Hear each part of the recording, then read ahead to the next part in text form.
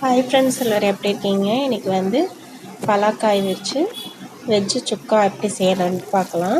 அதுக்கு பலாக்காயை சின்ன சின்னதாக க்ளீன் பண்ணி வச்சுட்டு குக்கரில் ஒரு 3 விசில் போட்டு எடுத்து வச்சுருக்கேன். நல்லா வெந்துருச்சு. இப்போ பாருங்கள், நல்லா வெந்துருச்சு. இந்த தண்ணியை வந்து ஊற்றிடாதீங்க, அப்படி இருக்கட்டும் கொஞ்சம் நேரம்.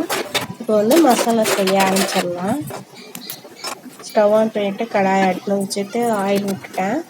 ஆயில் ஹீட் ஆனாட்டியும் கடுகு ஒரு ஸ்பூனு, சீரகம் ஒரு ஸ்பூனு, சோம்பு ஒரு ஸ்பூன் சேர்த்துருக்கேன். அப்புறம் ஒரு பெரிய வெங்காயத்தை எடுத்து சின்ன சின்னதாக சாப் பண்ணி வச்சுருக்கேன். அதையும் சேர்த்து வெங்காயம் நல்லா கலர் மாறுற அளவுக்கு நல்லா வதக்கி விட்டுக்கலாம். அதுக்கப்புறமா இஞ்சி பூண்டு மிக்சியில் அடித்து வச்சுருந்தேன், அதையும் சேர்த்துக்கலாம். இஞ்சி பூண்டையும் சேர்த்துட்டு நல்லா அந்த பச்சை ஸ்மெல் போகிற அளவுக்கு நல்லா வதக்கி விட்டுக்கோங்க.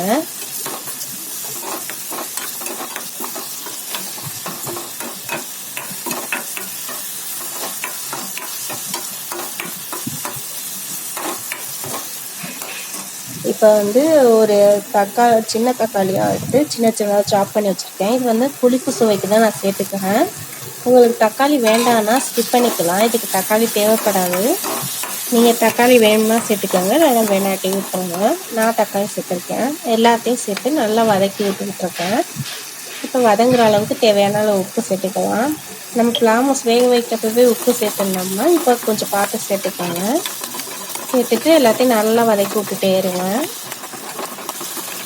நல்லா வதங்கி சுண்டி வரட்டும். பாருங்கள், இந்தளவுக்கு நல்லா வதங்கிடுச்சு. இப்போ வந்து மசாலா தூளாக சேர்த்துக்கலாம்.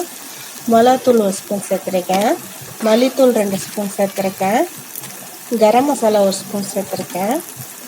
இதுக்கு வந்து மெயின் வந்து மிளகு வறுவல்னு சொல்லுவாங்க.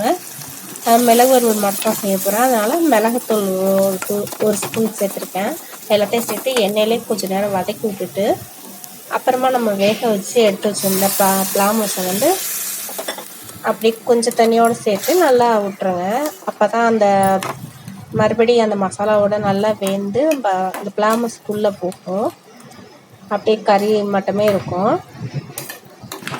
இதை அப்படியே மூடி போட்டு மிக்ஸ் பண்ணி ஒரு 5 நிமிஷம் போல் கொதிக்க விடுங்க. அது போதும். ஏன்னா பிளாமஸ் நம்ம ஏற்கனவே குக்கரில் வேக வச்சனால அதிக நேரம் வேக வைக்க தேவையில்லை.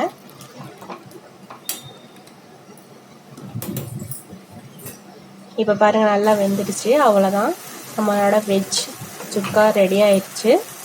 மட்டன் சுக்காவோட அதிகம் நல்லாவே இருக்கும். இதுக்கு சர்வ் பண்ணுறதுக்கு முன்னாடி மேலே லேசாக பெப்பர் தூள் சேர்த்துட்டு மறுபடி சர்வ் பண்ணிக்கலாம். அவ்வளோதான். பார்க்குறதுக்கு கறி மாதிரியே இருக்கும். பாருங்கள், நல்லா வந்துடுச்சு. நீங்களும் செஞ்சு பாருங்கள்.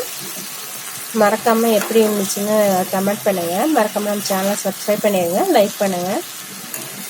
நம்மளோட வெஜ் சுக்கா ரெடி. தேங்க்ஸ் ஃபார் வாட்சிங்.